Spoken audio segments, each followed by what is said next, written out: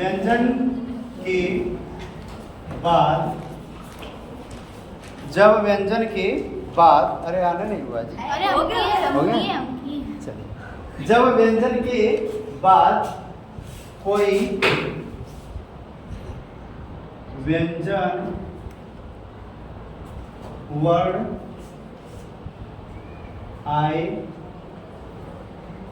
या कोई स्वर वर्ण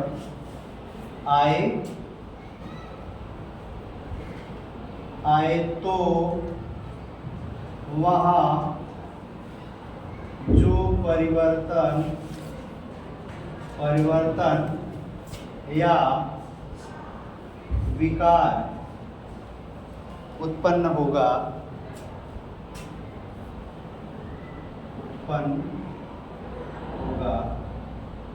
वहाँ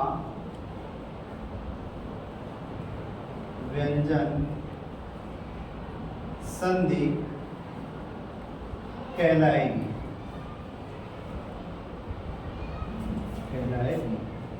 या उसे व्यंजन संधि कहते हैं। कहने का मतलब लिख लीजिए जल्दी से।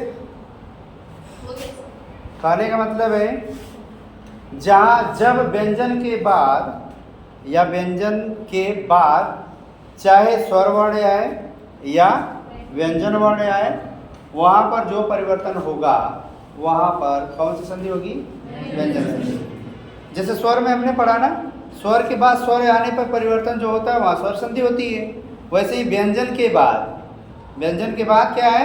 चाहे स्वर वर्ण आए चाहे व्यंजन वर्ण आए, वहाँ पे जो परिवर्तन होगा वह परिवर्तन किस संधि के अंतर्गत आएगा? व्यंजन संधि। जैसे देखते हैं, जैसे मान लीजिए अगर क है ना, क के बाद यदि स्वर आया अ, तो यहाँ परिवर्तन हो जाएगा क्या? ग। यहाँ व्यंजन संधि की प्रक्रिया लग रही है। ठीक है। हाँ, यदि लिखा हुआ है दंती स के बाद यदि च दिखता है आपको, तो यहाँ पे परिवर्तन हो जाएगा। स किस में बदल जाएगा? स किस में बदल जाएगा?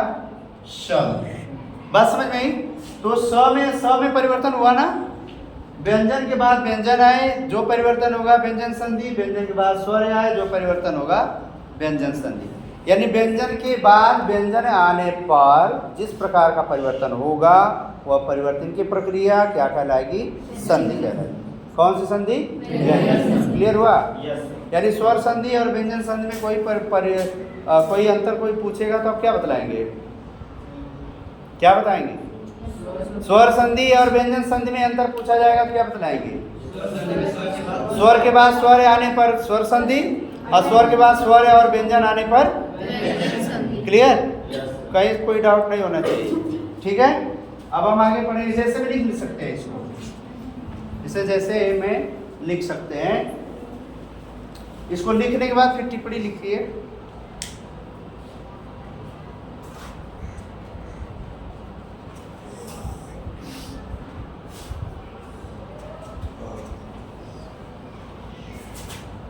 शब्द के रूप में भी लिख सकते हैं आप। उदाहरण जैसे सत घन चित ना बराबर हो जाएगा क्या? सचित। क्या हो जाएगा? तो किस में बदल गया? च। परिवर्तन हुआ ना, यानी त के बाद च आने से त में परिवर्तन हो गया। अब त परिवर्तित हो गया, क्या हो गया? च में परिवर्तित हो गया। अभी संधि में हम अलग अलग पढ़ेंगे। ये तो व्यंजन संधि के उदाहरण है। नीचे टिप्पणी लिखिए, एक छोटी सी टिप्पणी लिखिए। उपर्युक्त उदाहरण में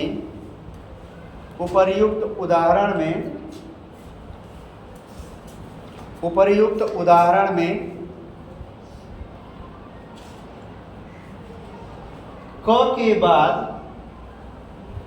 अ आने पर ग में,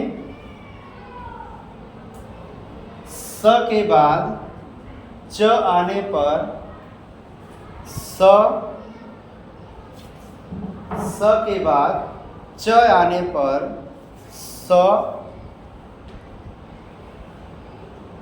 श में, यानी तालाबी श में, तथा त के बाद च आने पर तथा त के बाद च आने पर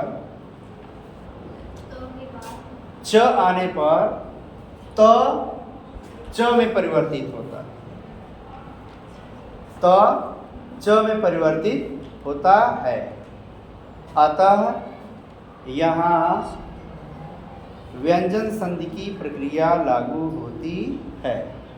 अतः यहाँ व्यंजन संधि की प्रक्रिया लागू होती है। ठीक है, अब आगे लिखते हैं व्यंजन संधि के प्रकार। व्यंजन संधि के प्रकार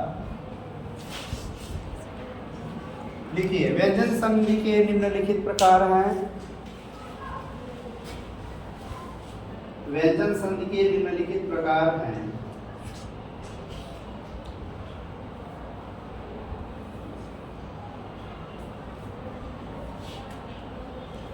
व्यंजन संधि के निम्नलिखित प्रकार हैं। लिखते हैं ष्टुत्व व्यंजन संधि, दूसरा है ष्टुत्व व्यंजन संधि,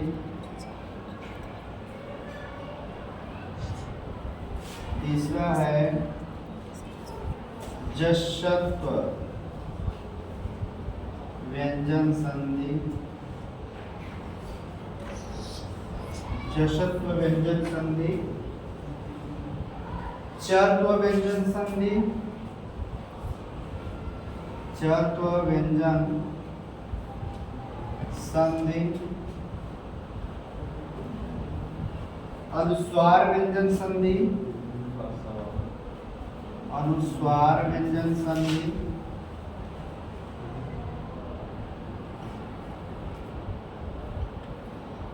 और परसवर्ण व्यंजन संधि।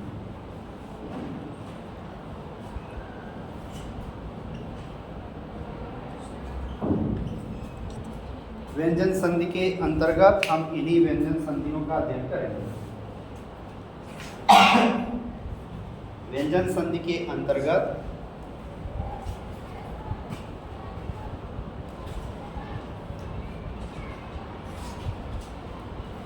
व्यंजन संधि के अंतर्गत हम इन्हीं व्यंजन संधियों का अध्ययन करेंगे। ठीक है, कितने प्रकारों के नाम आप लिखे? शुद्ध, बोलिए एक राउंड, एक बार। शुद्ध व्यंजन संधि, सब लोग बोलेंगे, सबकी आवाज आनी चाहिए। शुद्ध व्यंजन संधि, श्रुत्व व्यंजन संधि, जस्त्व व्यंजन संधि, चर्त्व व्यंजन संधि, अनुस्वार व्यंजन संधि और परसवर्ण व्यंजन संधि। इसे आप लर्न कर लेंगे, घर पे जाएंगे तो ये आपकी जीवा पे होना चाहिए। शुत्व, बोलिए शुत्व, श्रुत्व, जस्त्व, चर्त्व, अनुस्वार, परसवर्ण। एक स्वर में आप बोलेंगे। शुत्व, श्रुत्व, दोनों बोलिए। शुत्व, श्रुत्व, जस्त्व, चर्त्व, अनुस्वार, परसवर्ण। इसे आप अपनी जीवा में रख लें। इसे आप अपनी जीवा पर रख लें, मतलब जब भी बोलें तो एकदम स्पष्ट बोलें। आगे कैसे जीवा पर रखने का मतलब क्या? सरस्वती आपकी जीवा पे हो, सरस्वती आपकी जीवा पे हो। बोलिए शुत्व व्यंजन संधि, श्रुत्व व्यंजन संधि, जस्त्व व्यंजन संधि, चर्त्व व्यंजन संधि, अनुस्वार व्यंजन संधि, परसवर्ण व्यंजन संधि। संधियों के नाम कम से कम लर्न होने चाहिए आप। ठीक है, संधियों के नाम आपको लर्न होने चाहिए, अन्यथा की स्थिति में आप भूलते जाएंगे। जैसे स्वरों में पांचों स्वरों जो आपने पढ़ा, 5 स्वरों को, 5 स्वर संधियों को, उन्हें भी आप लर्न किए होंगे। पहले क्या पढ़ाए थे? दीर्घ स्वर संधि, यण स्वर संधि, पूर्ण स्वर संधि, वृद्धि स्वर संधि, अयान स्वर। वैसे इन पांचों के नाम हो जाएंगे शुत्व, शुत्व, बोलिए शुत्व, शुत्व, जस्त्व, चर्त्व, अनुस्वार, परस्वर। एकदम याद हो जानी चाहिए, ठीक। अब इनमें से हम शुरू करेंगे पहले शुत्व व्यंजन संधि, ठीक है। सबके बारे में भी लिखाएंगे। क्या हुआ? इन सबके बारे में भी लिखाएंगे। पढ़ने के लिए जा रहे हैं ना, पढ़ने के लिए तो जा रहे हैं। अब चलिए शुत्व के बारे में जाने। हेडिंग आ रही है शुत्व व्यंजन संधि।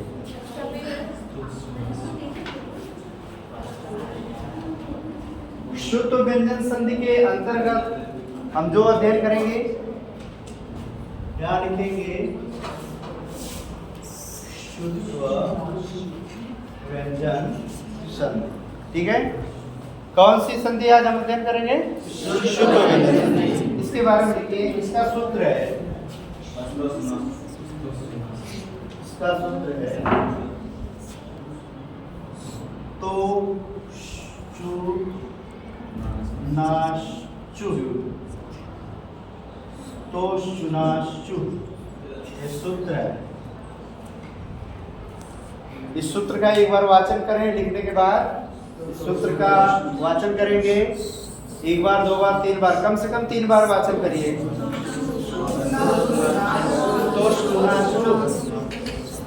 क्या लिखा है?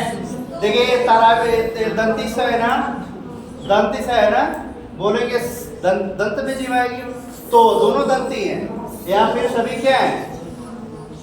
तोषु, तोषु, तोषु, नाशु, तोषु, नाशु।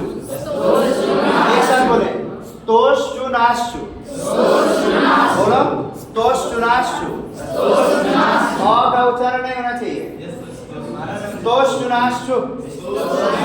ई का भी नहीं होना चाहिए। तोषु, नाशु।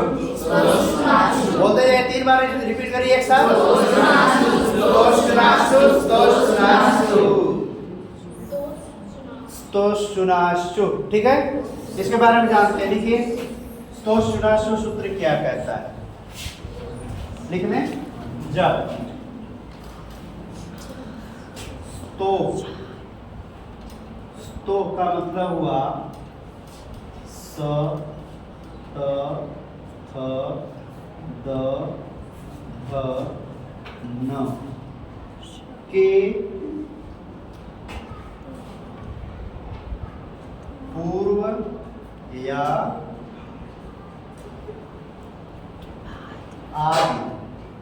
आदि या अंत में चुना, चुना, चुना में कौन कौन होते हैं? श, च, छ, ज, झ, ञ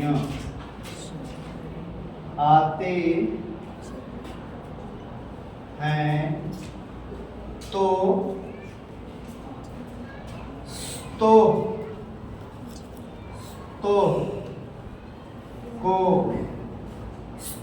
को क्रम से, तो को क्रम से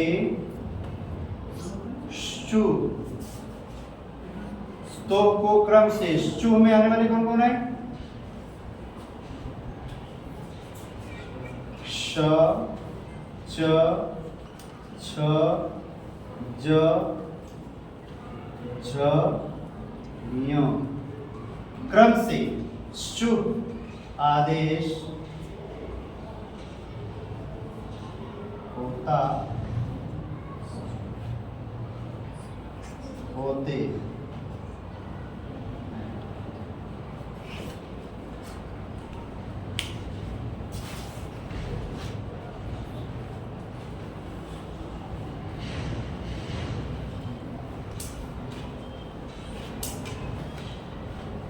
लिख लिए।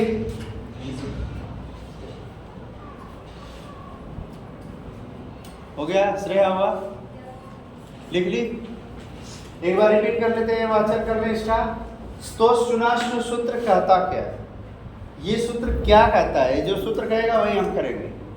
सूत्र क्या कहता है? जब स्तो का मतलब क्या हुआ? स्तो के अंतर्गत आने वाले स त थ द ध न। कौन सा सा है? दंती सा। यानी ये सभी दंत वर्ण स हो गए और त वर्ग होंगे। क्लियर हुई बात? स और त वर्ग के आदि, आदि माने पहले, या अंत में, अंत माने बाद, या तो पहले या तो बाद। सुना, सुना में आने वाले कौन कौन है? श ज ज ज य। श तालव्य वर्ण है और ये सभी तालव्य हैं, यानी ये सभी तालव्य वर्ण हैं। यानी बात करने का मतलब क्या है कि स त थ द ध न के सामने या तो पहले या तो बाद में यदि श च छ ज झ य में से कोई आ जाए तो आते हैं तो स्तोह को। स्तोह का मतलब क्या? सतत न को क्रम से, ये ध्यान दे रहे हैं, क्रम से। क्रम का मतलब क्या? त पहले वर्ग का पहला वर्ण है, थ दूसरा है, द तीसरा है, ध चौथा है, न पांचवा है ना। तो क्रम से शुभ आदेश होगा। शुभ में आने वाले कौन कौन है? स च छ ज झ य। अगर त के बाद इनमें से कोई आ जाएगा तो इस त को आदेश क्या होगा? ज। थ के बाद इनमें से कोई आ जाएगा तो क्या आदेश हो जाएगा? छ। ठीक है। द के बाद कोई आ जाएगा तो तीसरा वर्ण आदेश होगा। ध के बाद चौथा वर्ण, न के बाद पांचवा वर्ण। ठीक। या स के बाद इनमें से कोई आएगा तो स को क्या आदेश हो जाएगा? ये आदेश होगा। बात क्लियर हुई? अब डायग्राम बना लेते हैं। आते हैं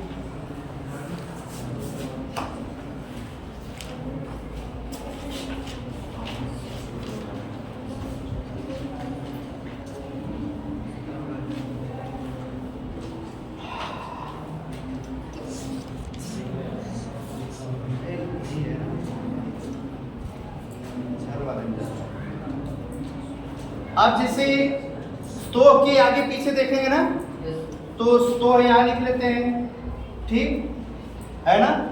और यहाँ क्या लिखेंगे? सुना। और यहाँ भी क्या लिख सकते हैं? सुना। आदि या अंत में, तो स्तो के आदि में, स्तो के अंत में, चाहे इधर आ जाए चाहे इधर, परिवर्तित कौन होगा? स्तो। ये संज्ञा में होना चाहिए। बदलेगा कौन? स्तो। जब भी बदलेगा तो स्तो बदल के क्या हो जाएगा? शु हो जाएगा।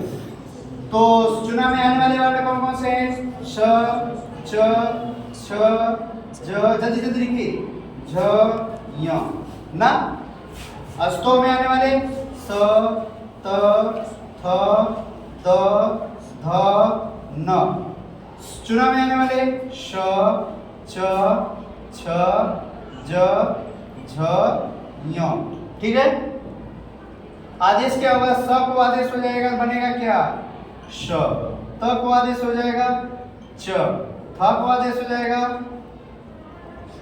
छ। द को आदेश हो जाएगा ज। ध को आदेश हो जाएगा झ। और न को आदेश हो जाएगा ञ। बस यही है स्तोश्चुनाश्चु सूत्र का परिणाम। स्तोश्चुनाश्चु सूत्र यही कहता है।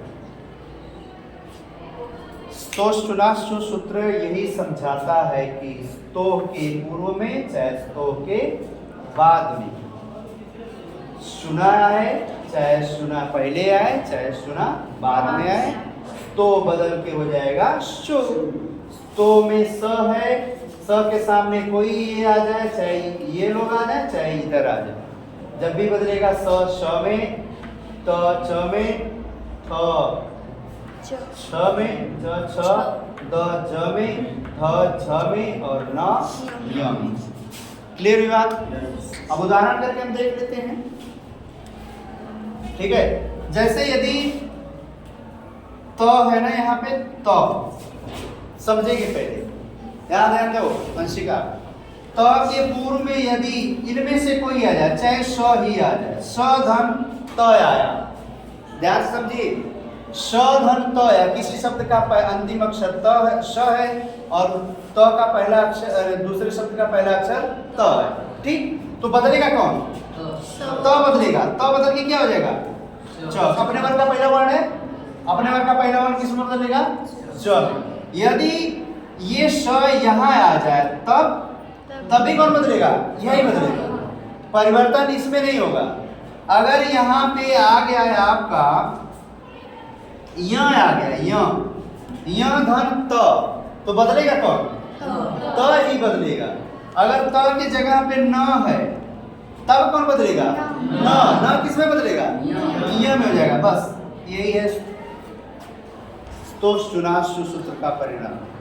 जैसे देखते हैं एक उदाहरण है, जैसे लिखा हुआ है, अभी एक उदाहरण वहां दिए थे ना, जैसे लिखा हुआ है सत धन चित, ध्यान से समझिएगा, सत धन चित। सत का अंतिम वर्ण क्या है? स धन त, यही है ना। और फिर इसका पहला वर्ण क्या है? च धन इत, यही है ना, सही है ना। तो अब त के सामने च दिखा, बदलेगा कौन? त क्यों बदलेगा? क्योंकि ये क्या है? स्तो। जब भी परिवर्तित होगा स्तो परिवर्तित होगा। तो स्तो में त अपने वर्ग का पहला वर्ण है, तो शु में वर्ग का पहला वर्ण आदेश हो जाएगा। त किस में बदल जाएगा?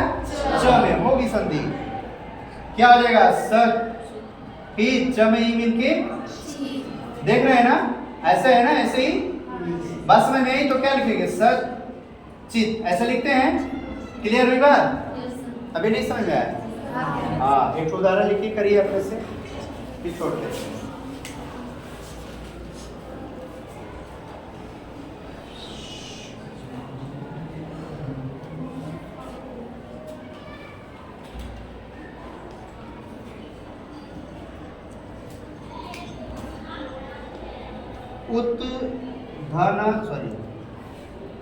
उद्धन ज्वलम करिए तो, उद्धन ज्वलम, कोई बोलेगा नहीं, उद्धन ज्वलम करिए।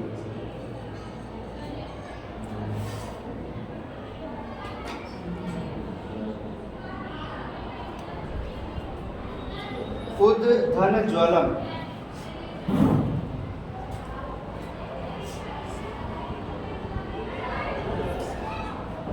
उद्धन ज्वलम हो गया। हम करते हैं, आप मिलाइएगा, जल्दी से करिए। अब देखिए इसका अंतिम वर्ण क्या है? द, यही ना है। अंतिम वर्ण कैसे है? क्योंकि इसमें स्वर व्यंजन है, व्यंजन के बाद स्वर आए चाहे व्यंजन आए, वहां व्यंजन संधि होगी। तो व्यंजन के बाद क्या है? यहाँ पे आधा ज है ना, फिर क्या है? वलम, यही दिख रहा है ना, ध्यान समझ में आ रहा है मन? तो द के बाद ज आया, तो कौन इसमें से स्तो है, कौन इसमें से सुना है?